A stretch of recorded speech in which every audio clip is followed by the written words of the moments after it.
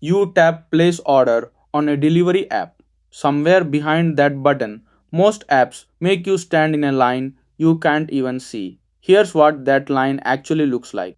Your tap calls the restaurant system directly and sits there frozen until it answers. Then it calls the driver dispatch system and sits there frozen until that one answers too. Then it calls the payment system, one call after another, your screen still spinning, still waiting on every single one before it can say confirmed.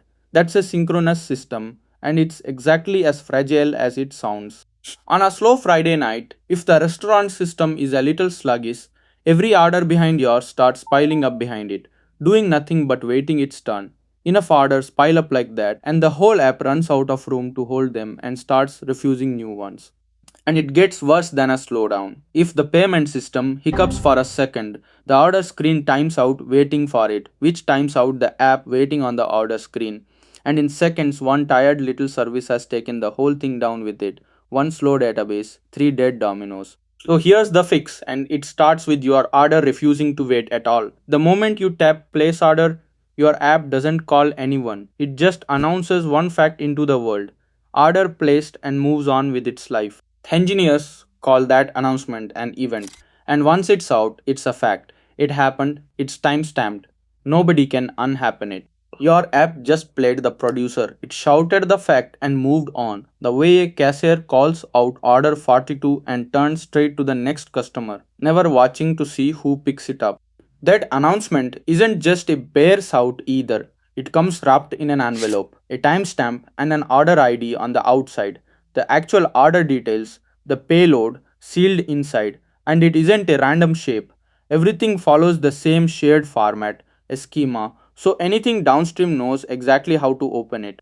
And it doesn't get whispered directly to one listener. It lands on a shared channel. Everyone who cares about deliveries is already listening on this exact one. That shared channel has a name, a topic. Every order for the night lines up on it in the exact sequence it happened. So nobody downstream ever sees your order arrive before the one placed a minute earlier. Behind that channel sits something durable, holding all of it, the broker. Its only job, catch every event, write it down somewhere that survives a crash, and make sure it reaches whoever's listening, even if they're not listening yet.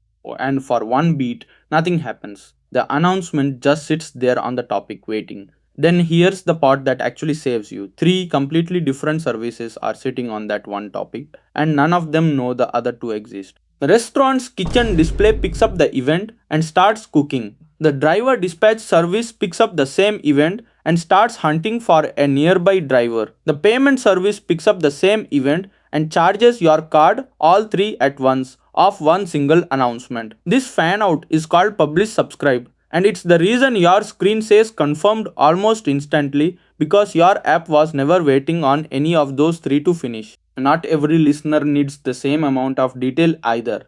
The kitchen display just needs a nudge, order 40 to go, a lightweight ping that tells it to go fetch the rest if it needs to. That's a notification. The driver's live GPS feed is the opposite, a constant heavy stream of full location updates, second by second, because the map can't afford to go ask, wait, where are you again? Full state, riding along in every message instead of a bare pointer to it, event streaming. Mix them up in the wrong place, and the driver's dot doesn't glide across your screen, it jumps in ugly little teleports.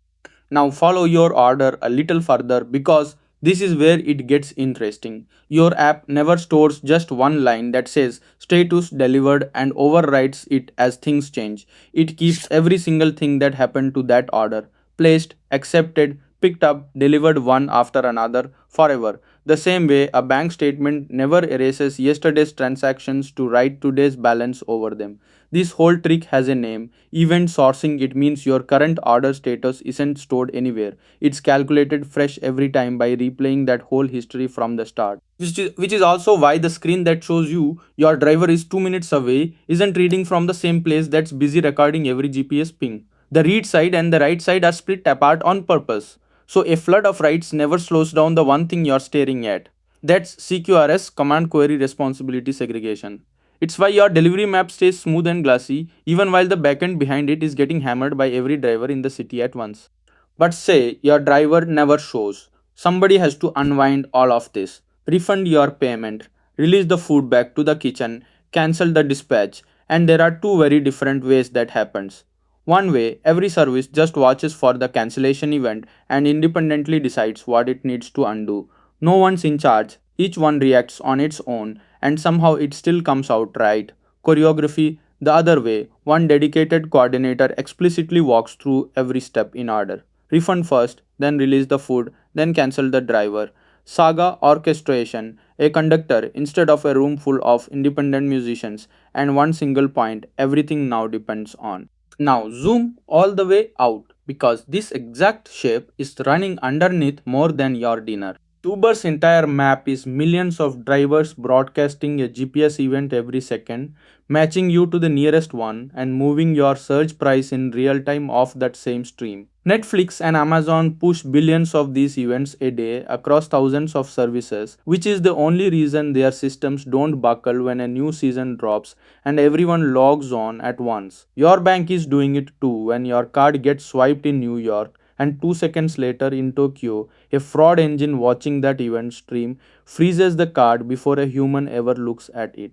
Same idea as your dinner order, running at a scale most people never think about. And here's the payoff for you specifically. Because none of these services ever needed to know about each other directly, a restaurant chain can add 10 more kitchen display terminals on a Friday night rush without touching a single line of the ordering code. And if your email confirmation service crashes entirely, your order doesn't vanish. It just waits safely on the topic until that service wakes back up. Add a text message alert next month and you attach one more listener. Nothing already running has to change or even notice. None of this is free though, and it's worth being honest about the cost. Your order confirms instantly, but the screen showing your driver is 2 minutes away is always a beat behind the actual GPS ping. That's eventual consistency, and it means what you're looking at is never quite the present tense. A shaky connection can also make those GPS pings arrive out of order, so whatever's reading them has to be built to notice and resort them instead of trusting they'll show up in sequence. And when something does go wrong with your order, there's no single call stack to read top to bottom anymore. An engineer has to trace one event's path across a dozen independent services just to find out where it actually broke. There is a sharper problem still. Once you are running this at real scale, years from now, someone adds a new field to the order event, maybe a delivery instructions note nobody thought of tonight. Every older listener still running has to keep working without crashing on a message shape it's never seen before. The kitchen display that's been running unmodified for 2 years has to shrug off a field it doesn't even know exists.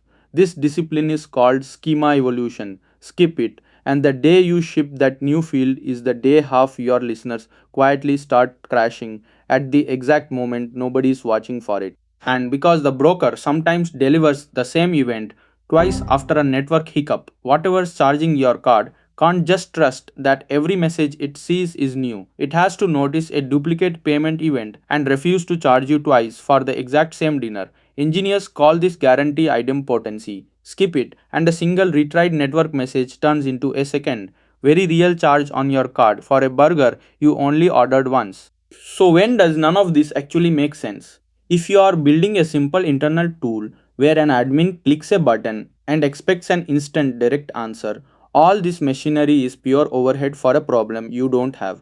And if you are moving real money in a way that legally needs an instant all or nothing guarantee, the kind a bank ledger transaction gives you, firing an event and hoping everyone catches up eventually is the wrong tool for that job. But for the dinner you ordered tonight, none of that applies. From the second you tapped that button, nothing was ever standing in a line waiting for an answer. It was three strangers reacting independently to one fact you sent out into the world, and that's the whole architecture, end to end.